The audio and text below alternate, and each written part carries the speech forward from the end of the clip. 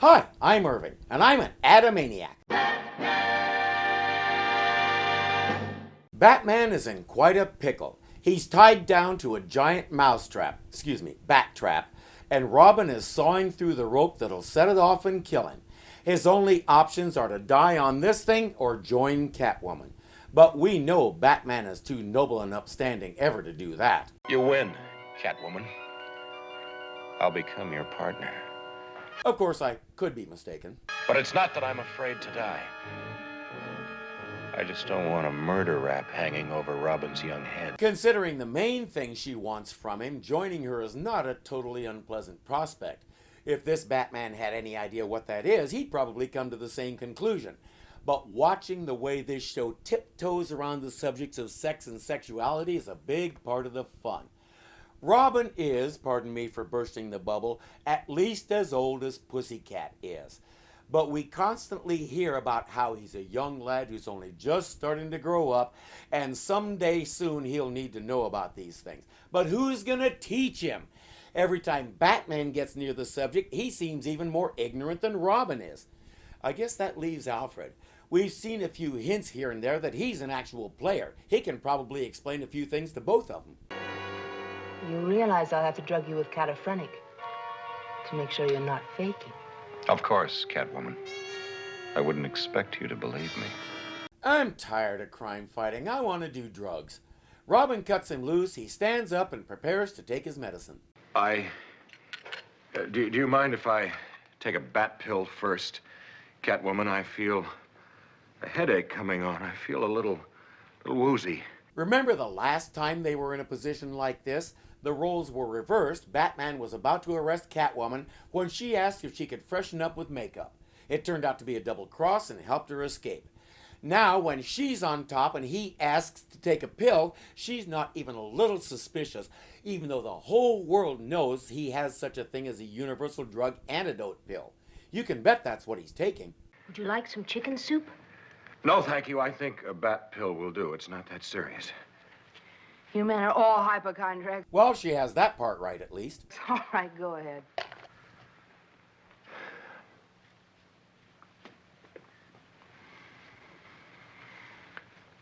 Now, do with me as you like. Antidote administered. You may use your now useless drug on me, and I will segue into some bad acting. Hey, you're a pretty good looker. Pickup lines like that one are why he's just millionaire Bruce Wayne in this show and not millionaire Playboy Bruce Wayne. You got some class, baby. Who are you? I'm your boss. Yeah. Don't forget it. She's buying this. I think her hormones are overriding her brain. All right, boys, let's go. We got some money to count. Yeah, let's go. Let's go. If Catwoman keeps buying that act, she deserves to go back to prison. 1 million. Hey, that's a neat haul, cat baby. Only the beginning. Drop in the proverbial bucket. We're gonna live it up. We're gonna wail, doll. Laying it on a little thick there, Batman. You do realize people didn't actually talk like that. Nope. This money goes toward buying plans of the Gotham City Mint. The mint. You don't fool around. Which way, sweetheart? Drive straight out along Short Island Sound. Short Island Sound. New Guernsey. Subtle, guys. Really. To the old criminal's home. Oh, and I love to see Commissioner Gordon's face now. She can't, but we can. Incredible. I don't believe it. Two of me men saw it with their own 4 eyes. Catwoman riding in the Batmobile with Batman. This world actually has an old criminal's home. Well, let's get to it. The worst has come to pass. Send out an all-points bulletin, Chief O'Hara. Wanted dead or alive. Batman, Robin, Catwoman, and Pussycat. Dead or alive? They haven't done anything. They were in the car together, that's it. He calls that enough for a kill order? Ah, you young criminals, you don't know what it's all about. Now, back in the good old days. Oh, the gab, little Al. Crime's come a long way since you were operating. Yeah, here's the million, little Al. Oh, thanks, fella.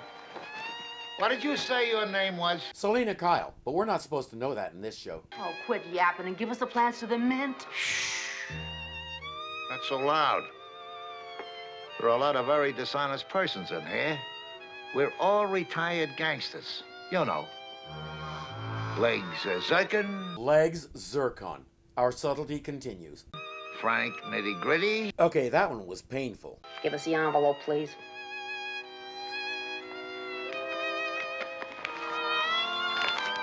And the winner is... Oh, wait, it's not that kind of envelope.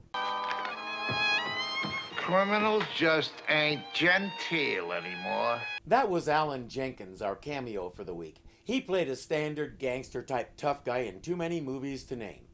Commissioner Gordon is answering angry calls from everyone, including President Johnson, when O'Hara comes rushing in. An anonymous tip just came into the switchboard with the address of the cat lair. Should we follow it up? Let's go. He actually had to ask if they should follow it up. Well, let's see. What's the alternative to that anonymous tip? Oh, right. Nothing! But the chief of police still has to ask if they should be doing basic police work. I'm tired of these guys. Let's listen to Lesley for a while. Maybe now all the gray has gone away. Uh-oh, looks like she fell for her own con. Maybe now we'll find a way to grow from day to day. Loving with the love you say is here to stay. What more can I say? Yeah, she's lip-syncing. She's lip-syncing her own voice. That's allowed, especially when it's a voice like that. We see a cut-in of a police car going somewhere, probably to where she is, and then we're back to the real star of the episode.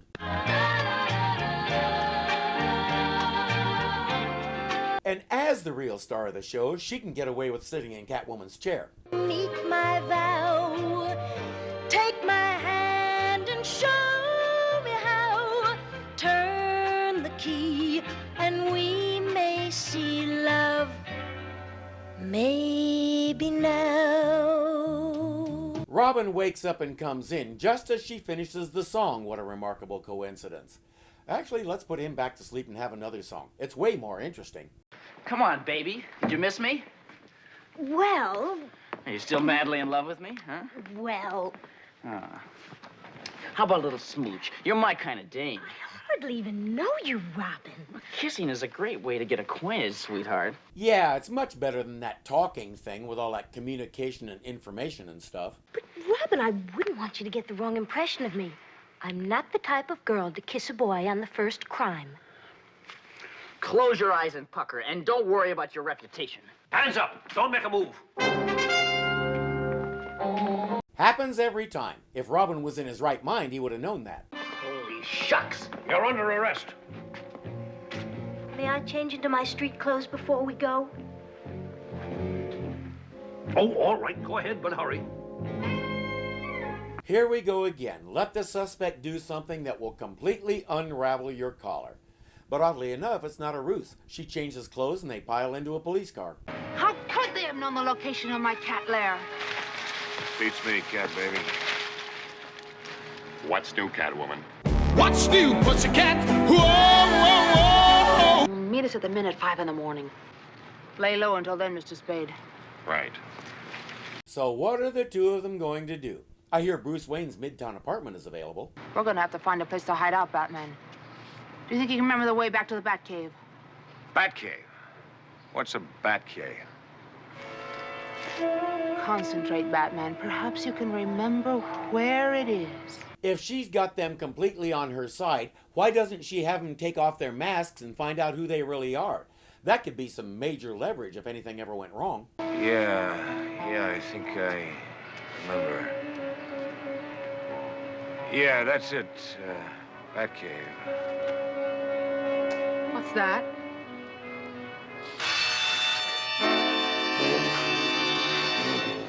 Just a little bat sleep, Catwoman. Huge gasp! He was faking that whole time? My name is Pussycat. My rank is criminal, second class. I have no serial number. Now, if you want any more information, Flatfoot, see my mouthpiece. It's no use, O'Hara. She won't crack. Oh, what she needs is a good slap on the wrist. That's enough. You know I'm violently opposed to police brutality. No comment needed. Well, then how are we going to find Batman? I have an idea. How do we usually find Batman? Call him on the bat phone. Correct. Now, what would happen if we were to trace the line attached to the bat phone? Why didn't anybody think of that 10 years ago? What happened? You faded my arms. Maybe I should take more cat naps. Wait, she's buying that? Fantastic. Fantastic. She explores the cave for a bit, then turns serious. Isn't there something you like to do, Batman? Well, I like to play chess. Is that what you mean? Yeah, I got your message, Catwoman. You do want to play chess. Isn't there something that you want to do? Now that we're standing almost mask to mask this way? Sure, Catwoman. But first, we got the heist at the Mint to think about. Caped crime fighter to caped crook. Oh, for crying out loud, would you two just... What's going on? Someone's trying to trace the bat phone line to the Batcave. Can they do that? If I let him, it's been tried before, but I'm not gonna let him. I assume that reroutes the line somewhere else, someplace far from the Wayne estate. I wonder where he sent him. 1,700,948. 1 minute. Stay right where you are, Batman. Batman? Is Batman here? That's right. And you're him, Batman. If they really believe that old bald guy with the mustache and the dent in his head could be Batman, they're even dumber than I give him credit for. Then again, you saw the way O'Hara came bursting into the room. 1 minute. Stay right where you are, Batman. The Chief, everybody. Since they collectively have the common sense of a can of Spam, they arrest him and take him down to headquarters. In the Batcave, Batman puts Catwoman to sleep again and heads out in the Batmobile just as Alfred comes down the service elevator. Dear Alfred, deliver these bat antidote pills to Robin at police headquarters. Then have him meet me. Good show, sir. At 5 a.m., we find Catwoman and her entourage at the Gotham City Mint. Cold. Here, you want my cape around you? I prefer your arms around me. We're ready when you are, Catwoman. Their timing's incredible. This is a family show after all. Can't have any egregious hugging. Here's a secret entrance to the place. We're standing in front of the rear door, and the entrance is 4 feet to the left.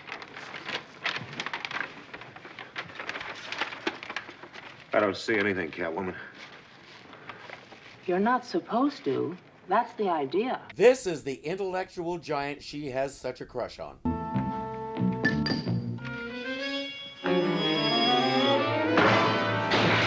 Amazing how it came away so cleanly. Time to blow the vault. Get down.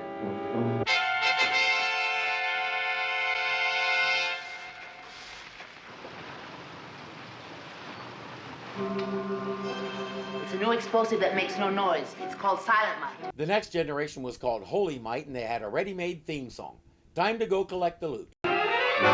No.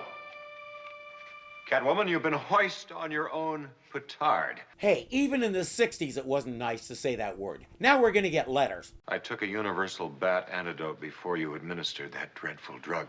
I never was under your spell. I was merely acting.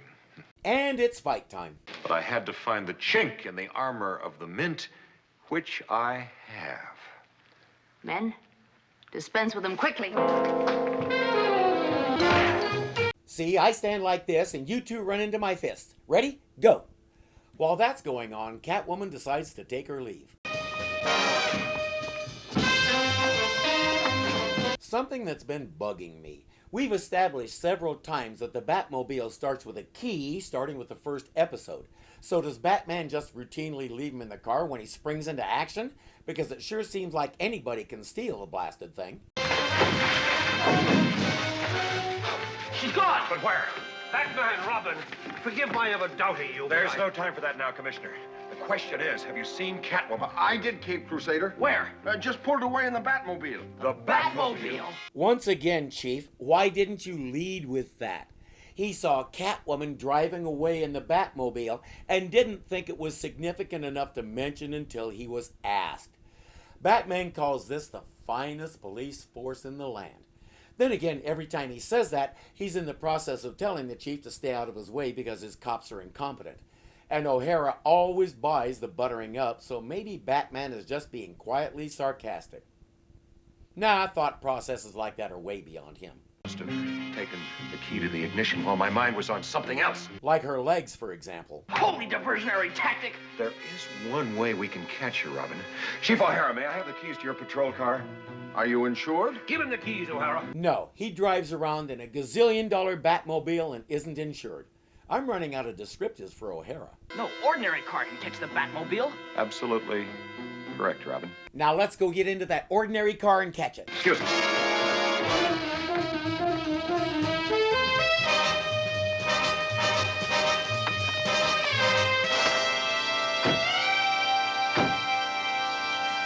Good thing O'Hara parked in exactly the same spot that the Batmobile was in, so they didn't have to hunt for the car. Here's a New Guernsey. Here, take this. The remote control apparatus. Why didn't I think of that? Because the last time we saw it, it was built into the Batcycle, not a standalone box. That device can manipulate the Batmobile. The red button is for the brakes, the white is for acceleration, and the green button will turn the car a la izquierda o a la derecha. To the left or right? Threw in a little Spanish on me, huh, Batman? Not good Spanish, it's derecha, not dereche, but sort of Spanish. One should always keep abreast of foreign tongues, Robin. Robin uses the remote to turn the car off and it drifts to a stop. Catwoman abandons it and runs up onto the roof of a nearby building. I think I see my new wallpaper on my computer. Catwoman, come down! You'll have to come up and get me, Batman! Now we need to pad out the runtime.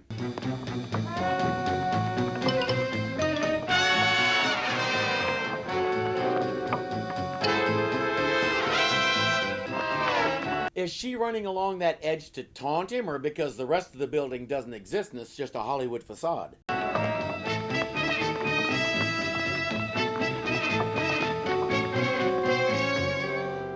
Give up, Catwoman.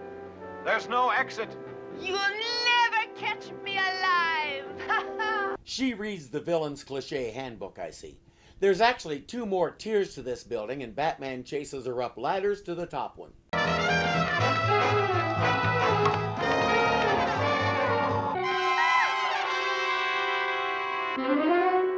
Why would anyone have a ladder leading to that? If she ran across some roof and then came to that edge, I could see it. But it's right there at the top of the ladder. What's the ladder for? So the CEO can jump when he goes bankrupt? It's all over, Catwoman. I could swim for it. You'd never survive the fall. It's at least 100 feet down into the West River. That's all. Has Batman ever heard of those cliff divers in Mexico? 100 feet is easily survivable, especially for someone who's as in shape as she is. Maybe Batman thinks she's as doughy as he is. Anything's better than facing prison again. I'll do everything I can to rehabilitate you. Marry me. Everything except that. A wife, no matter how beauteous or affectionate, would severely impair my crime fighting. I could set you up in my friend Bruce Wayne's Midtown apartment and come see you several times a day. How about that? But I can help you in your work. As a former criminal, I'd be invaluable. I can reform. Honestly, I can. What about Robin? Robin? Oh, I've got it. We'll kill him. She had to know that was the wrong answer. I see you're not really ready to assume a life in society. I guess you're right, Batman.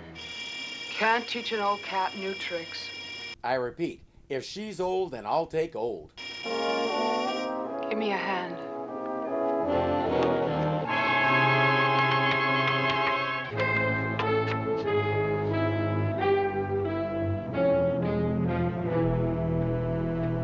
Again. She's fallen to her apparent death again. It's only the 2nd season. Why are we reusing devices? And regardless of what Batman thinks, if she survived that plunge into a bottomless pit with nothing but rocks to break her fall, she can survive this without even breaking a nail.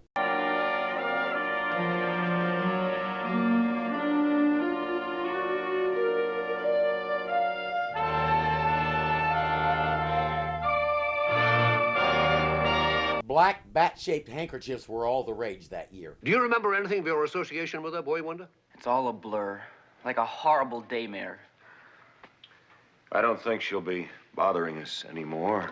You're probably right, as usual, Batman. Although we found no trace of her body, I can't conceive of anyone living after a fall from the top of a building like that into West River. They're really playing this up, but even in 1967, I knew it was an easy dive, especially for someone as acrobatic as Catwoman. I couldn't help think, but either Batman and the others were complete idiots, or the writers thought we were complete idiots. And yet, I can't help thinking that somewhere in that great cat lair in the sky, she's looking down and laughing at us. More likely, the great cat lair across the river, again. I feel the same way, Batman. She made good her threat, never again to return to prison, even though it cost her her life. Or at least one of her lives. This pair of episodes had me in its pocket right up until the end. Not only did we do the whole Catwoman plunges to her doom thing again, it was even less believable than the first time. So let's focus on the rest of it. Lesley Gore. I don't think I need to say any more. I loved having her be part of this, and besides being one of my all-time favorite singers, she was a decent actress.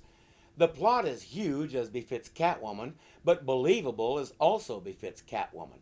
I did find it a little hard to swallow that she wasn't suspicious when Batman insisted on taking that pill before she drugged him, but I can let that pass. Robin was just as effective as a criminal as he is as a crime fighter, which isn't saying much. The gags are pretty good, especially O'Hara's bumbling and those nitwits arresting Pat Pending for being Batman. There are two big reasons why Gotham City needs a pair of superheroes, Commissioner Gordon and Chief O'Hara. All in all, this was a good story. Julie Newmar, I don't even have to say it. The way she keeps coming on to him while he thinks she wants a Boy Scout sleepover is too much fun. We never resolved Pussycat's crush on Robin, but that came up exactly once and was never seen or heard from again, so it's no big loss. This one is great fun. It's worth suffering through that ending, or stopping the DVD before it happens. Your choice. I'm Irving, and I'm an Adamaniac. Take us home, Lesley. Sunshine, lollipops, and rainbows. Everything that's wonderful is what I feel when we're together, brighter than